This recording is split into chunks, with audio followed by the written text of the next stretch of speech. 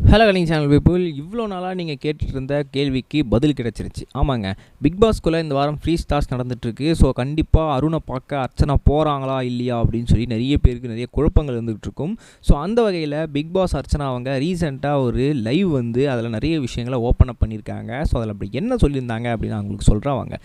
முதல் மேட்ரு என்ன அப்படின்னு பார்த்தீங்கன்னா, எல்லாருக்குமே ஒரு பெரிய கேள்வி இருக்குல்லப்பா, நான் உள்ளே போவேனா இல்லையா, அருணுக்கு சப்போர்ட்டாக இருக்கனா இல்லையா, எல்லாருக்குமே கேள்வி இருக்குது. நான் வெளியே இவ்வளோ சப்போர்ட் பண்ணியிருக்கேன், அருணுக்காக எல்லா இடத்துலையும் ஸ்டாண்ட் எடுத்துருக்கேன். ஸோ அதிலே தெரிஞ்சிருக்கும் நான் கண்டிப்பாக அருணை எந்த அளவுக்கு நேசிக்கிறேன், அவரோட கேம் பிளே எனக்கு எவ்வளோ பிடிச்சிருக்கு அப்படின்னு சொல்லி. அது மட்டும் இல்லாமல் நானே ஒரு டபுள் ஸ்டாண்டர்டில் தான் இருந்தேன். ஏன்னா உள்ளே போகலாமா வேணாமா அப்படின்னு சொல்லி. பட் இருந்தாலும் லாஸ்ட்டு ஒரு 2 வீக்ஸாக அருண் ரொம்பவே மனம் உடைஞ்சு போயிருக்காரு. அவர் சுத்தமாக செம்ம அப்செட்டாக இருக்கார். அவரோட கேம் பிளேவே சுத்தமாக சரியில்லை. ரொம்ப அப்செட்டாக இருக்காரு. அதை பார்க்கும்போது தெரியுது. இதை தாண்டி இந்த வாரம் ஃப்ரீ ஸ்டார்ஸ்கில் எல்லாருமே என்ன பண்ணிகிட்டு இருக்காங்கன்னா, அருணை தான் ப்ளேம் பண்ணிகிட்டு இருக்காங்க. உங்களால் தான் அப்படின்னு சொல்லி. ஸோ அதுவும் பார்க்க நல்லாவே இல்லை. ஸோ கண்டிப்பாக அருணுக்கு உறுதுணையாக நான் தான் போகணும் அப்படின்ற மாதிரி எனக்கு தோண ஆரம்பிச்சிருச்சு.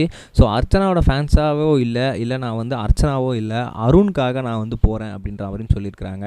கண்டிப்பாக அவர் எனக்கு எவ்வளோ பிடிக்கும்னு சொல்லி எனக்கு நல்லாவே தெரியும், அவருக்குமே தெரியும். ஸோ அப்படி இருக்கும்போது நான் கூட இருந்தேன் அப்படின்னா அவர் இன்னும் நல்லா பலமாக ஃபீல் பண்ணுவார்.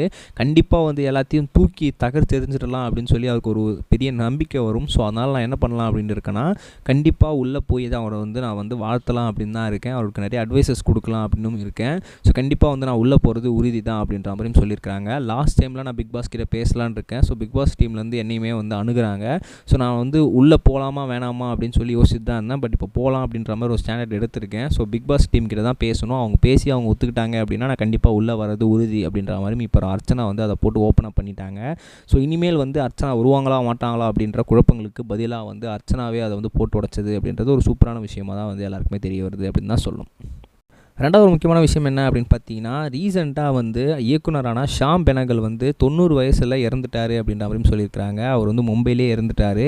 நேற்று அவருக்கு என்ன நடந்திருக்குன்னா, அவருக்கு எல்லா விஷயமே பண்ணி அவரோட உடல் அடக்கம் பண்ணிட்டாங்க. அப்படி இருக்கும்போது நம்ம கமல்ஹாசன் சார் அவர்களுக்கு இந்த விஷயம் காதுக்கு போயிருக்கு. அவர் உடனே ஒரு ட்வீட் போட்டிருந்தார், என்னோட பெரிய ஒரு குருவை நான் இழந்துட்டேன். கிட்டத்தட்ட நிறைய திரைப்படத்துக்கு அவர் தான் ஆணிவேராகவே இருந்திருக்கிறாரு. நிறைய விஷயங்களுக்கு சஜஷன் கொடுத்து இதை மாற்றணும் அதை மாற்றணும் அப்படின்னு சொல்லி இருந்திருக்கிறாரு. அப்படி இருக்கும் சமயத்தில் அது எல்லாத்தையுமே நான் சேஞ்ச் பண்ணதுக்கு தான் நான் இப்போ கமல்ஹாசனாக இருக்கேன். என்னோட ஒரு குருவை நான் இழந்துட்டேன் அப்படின்னு சொல்லி நான் நம்புகிறேன் அப்படின்ற மாதிரியும் சொல்லியிருக்கிறாரு. அது மட்டும் இல்லாமல் பாலிவுட் கோலிவுட்லேருந்து எல்லா இடத்துலையுமே அவருக்கு இரங்கல் தெரிவிக்க ஆரம்பித்தாங்க. ஸோ பெரிய ஒரு இறப்பாக தான் அது பார்க்கப்படுது. கிட்டத்தட்ட ஒரு இந்தியன் சினிமாக்கே பெரிய இறப்பாக தான் பார்க்கப்படுது. ஸோ நிறைய பேர் அவருக்கு ஆர்ஐபி விஷஸ் தெரிவிச்சிட்டு இருக்காங்க. நீங்கள் மறக்காமல் அவருக்கு ஆர்ஐபி விஷஸ் தெரிவிச்சிருங்க. நம்ம நெக்ஸ்ட் சொல்லுங்கள் கைஸ். பை. இது வரைக்கும் கனெக்டிங் டிவிக்கு சப்ஸ்கிரைப் பண்ணனா மறக்காமல் சப்ஸ்கிரைப் பண்ணிக்கங்க. உடனடி அப்டேட்ஸ் பெறுவதற்கு நோட்டிஃபிகேஷன் பெல்லையும் கிளிக் பண்ணிக்கங்க.